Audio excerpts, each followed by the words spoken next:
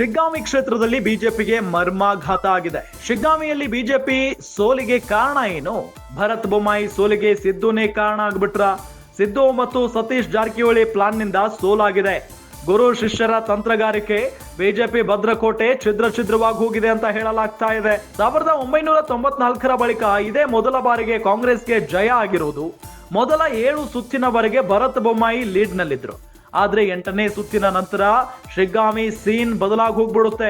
ಸಿದ್ದರಾಮಯ್ಯ ಕಾರಣದಿಂದ ಶಿಗ್ಗಾಂವಿ ರಿಸಲ್ಟ್ ಬದಲಾಗಿದೆ ಅಂತ ಹೇಳಲಾಗ್ತಾ ಇದೆ. ಸಿದ್ದು ಕಾರಣದಿಂದ ಕಾಂಗ್ರೆಸ್ ಕೈ ಹಿಡಿದಿದ್ದಾರೆ ಅಹಿಂದ ಮತಗಳು. ಕುರುಬ ಮುಸ್ಲಿಂ ಮತ ಚದುರದಂತೆ ಟಗರು ಮಾಸ್ಟರ್ ಪ್ಲಾನ್ ಮಾಡಿದ್ರು. ಯಾಸಿರ್ ಪಠಾಣ್ ಪಾಲಿಗೆ ಸಿದ್ದು ಗ್ಯಾರಂಟಿ ಮತಗಳು ಬಂದಿದ್ದಾವೆ. ಇನ್ನು ಗ್ರೌಂಡ್ ಲೆವೆಲ್ ನಲ್ಲಿ ಸತೀಶ್ ಜಾರಕಿಹೊಳಿ ವರ್ಕೌಟ್ ಮಾಡಿದ್ದಾರೆ. ಸಿದ್ದು ರಣತಂತ್ರದ ಮುಂದೆ ಬೊಮ್ಮಾಯಿ ಪ್ಲಾನ್ ಫಲಿಸಿಲ್ಲ ಅನ್ನೋದು ಬಹಳ ಸ್ಪಷ್ಟ.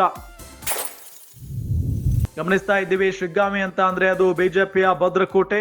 ಸಹಜವಾಗಿ ಬೊಮ್ಮಾಯಿ ಪುತ್ರ ಭರತ್ ಬೊಮ್ಮಾಯಿ ಗೆದ್ದು ಬೇಕ್ತಾರೆ ಅಂತ ನಾವೆಲ್ಲ ಅನ್ಕೊಂಡಿದ್ವಿ. ಆದ್ರೆ ಅಸಲಿಗೆ ಎಕ್ಸಿಟ್ ಪೋಲ್ ನ ಭವಿಷ್ಯವೂ ಕೂಡ ಸುಳ್ಳಾಯ್ತು. ಬಹಳ ಜನರ ನಿರೀಕ್ಷೆಯೂ ಕೂಡ ಇಲ್ಲಿ ಸುಳ್ಳಾಗಿದೆ. ಹಾಗಾಗಿ ಬಿಜೆಪಿ ಸೋತು ಮರ್ಮಾಘಾತ ಆಗಿದೆ. ಇಲ್ಲಿ ಬಿಜೆಪಿ ಸೋಲಿಗೆ ಕಾರಣ ಏನು ಅಂತ ಹುಡುಕ್ತಾ ಹೋದಂತ ಸಂದರ್ಭದಲ್ಲಿ ಒಂದು ಕಡೆ ಸಿದ್ದರಾಮಯ್ಯನವರೇ ಕಾರಣ ಅನ್ನೋದು ಗೊತ್ತಾಗ್ತಾ ಇದೆ. ಮತ್ತೊಂದು ಕಡೆ ಅವರ ಶಿಷ್ಯ ಸತೀಶ್ ಜಾರಕಿಹೊಳಿ ಅವರ ಪ್ಲಾನ್ ನಿಂದಲೂ ಕೂಡ ಸೋಲಾಗಿದೆ ಅನ್ನೋದು ಬಹಳ ಸ್ಪಷ್ಟವಾಗಿ ಗೊತ್ತಾಗ್ತಾ ಇದೆ. ಯಾಕೆಂತ ಹೇಳಿದ್ರೆ 1994 ಬಳಿಕ ಇದೇ ಮೊದಲ ಬಾರಿಗೆ ಕಾಂಗ್ರೆಸ್ಗೆ ಆ ಒಂದು ಕ್ಷೇತ್ರದಲ್ಲಿ ಜಯ ಸಿಕ್ಕಿರೋದು. ಮೊದಲ 7 ಸುತ್ತಿನವರೆಗೆ ಭರತ್ ಬೊಮ್ಮಾಯಿ ಅವರ ಪರವಾಗಿನೇ ಇತ್ತು ಎಲ್ಲ. 8ನೇ ಸುತ್ತಿನ ನಂತರ ಶಿಗ್ಗಾಂವಿ ಸೀನ್ ಬದಲಾಗಿ ಹೋಗ್ಬಿಡುತ್ತೆ. ಸಿದ್ದರಾಮಯ್ಯ ಕಾರಣದಿಂದ ಶಿಗ್ಗಾಂವಿ ರಿಸಲ್ಟ್ ಬದಲಾಗಿ ಹೋಗಿದೆ.